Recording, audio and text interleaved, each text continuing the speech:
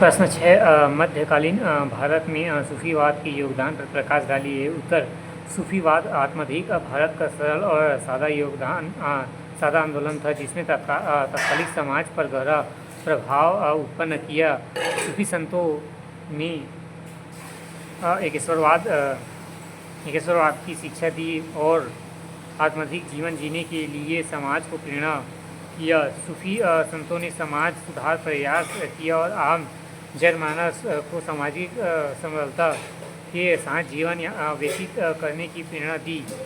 इन संतों के औपचारिकतावाद एवं रूढ़िवाद और पाखंड के स्थान पर आत्माधिक पवित्रता को जीवन का लक्ष्य माना। या मध्यकालीन भारत धार्मिक उथल-पुथल एवं अराजकता का काल था, जहां हिंदू मुस्लिम एवं कट्टरवाद एवं रूढ़िवाद अशून्यता और पारस्परिक अंधविश्वास की भावना में विद्ध हो रही थी। ऐसे समय में सूफी संतों ने राम रहीम काशी बाबा के विश्वास को भारतीय समाज में स्थापित करने का प्रयास किया। उन्होंने बढ़ रही फारसी प्रशासन और आम हिंदू जनता में उत्पन्न हुई असुरक्षा के भाव को दूर करने का प्रयास किया। उन्होंने यथासंभव एकेश्वरवाद एवं मानवतावाद एवं भाईचारा, यौगिक एकता एवं भक्ति का अमूल्य संदेश दिया। प्रश्न 7 ब्रिटिश शासन काल में रेलवे निर्माण के सकारात्मक एवं नकारात्मक प्रभावों पर प्रकाश डालिए। उत्तर: ब्रिटिश शासन काल में रेलवे ने भारतीय अर्थव्यवस्था और भारतीयों पर नकारात्मक प्रभाव डाला। रेलवे निर्माण ने कंपनी के माल एवं दूरस्थ भारतीय क्षेत्रों में ब्रिटिश तक पहुंचने का सहायता की। रेलवे निर्माण में ब्रिटिश पूंजीपतियों के निवेश की समस्या को दूर किया एवं साथ ही रेलवे ने सैनिक गतिशीलता को प्रदान किया। इसका नकारात्मक प्रभाव यहाँ रहा कि इसने भारतीय के दमन को आसान बनाया। रेलवे के कारण ही उपनिवेशवाद और भारत में अनियंत्रित रूप में लागू हो सका।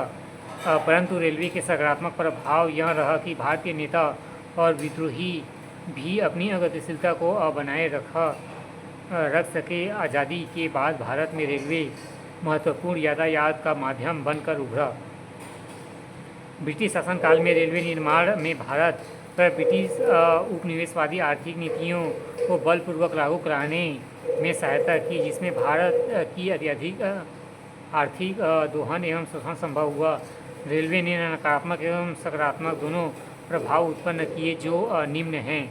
नकारात्मक प्रभाव: उपनिवेशवादी एवं नीतियां लागू करने में रेलवे सहायक सिद्ध हुई एवं कच्चे माल का आयात और तैयार माल का निर्यात आसान हुआ, जिससे भारत के विऔद्योगिकरण हुआ एवं हस्तशिल्प उद्योग का पतन हुआ। भारत की विद्रोह एवं जातिगत आंदोलन को दबाने में आसानी हुआ एवं भारतीय पूंजीपति का ब्रिटेन में स्थानांतरण हुआ।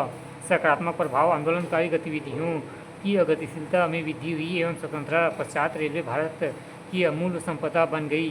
हालांकि ये लाभ भी अंग्रेजों की स्वेच्छा आधारित न होकर अनायत की उत्पन्न हुई थी।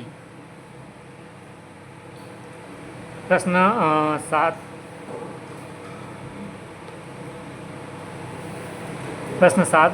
ब्रिटिश शासनकाल में रेलवे निर्माण के सकारात्मक एवं नकारात्मक प्रभाव पर प्रकाश डालिए। उत्तर: ब्रिटिश शासनकाल में रेलवे ने भारतीय अर्थव्यवस्था और भारतीयों पर नकारात्मक प्रभाव डाला। रेलवे निर्माण ने कंपनियों के माल के दूरस्थ भारतीय क्षेत्रों से ब्रिटेन तक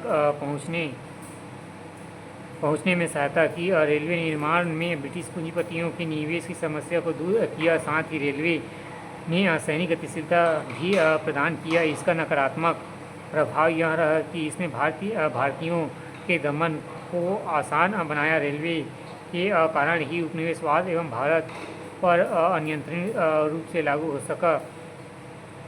किंतु रेलवे का सकारात्मक प्रभाव यह रहा कि भारतीय नेता और विद्रोही भी अपनी गतिशीलता को बनाए रख सके एवं आज़ादी के बाद भारत में रेलवे महत्वपूर्ण यातायात का माध्यम बनकर उभरा। या ब्रिटिश शासनकाल में रेलवे का निर्माण ने भारत और ब्रिटिश उपनिवेशवादी आर्थिक नीतियों को बलपूर्वक लागू कराने में सहायता की, जिससे भारत या अत्यधिक आर्थिक दोहन और शोषण संभव हुआ। रेलवे ने नकारात्मक एवं सकारात्मक दोनों प्रभाव उत्पन्न किए जो निम्न थे।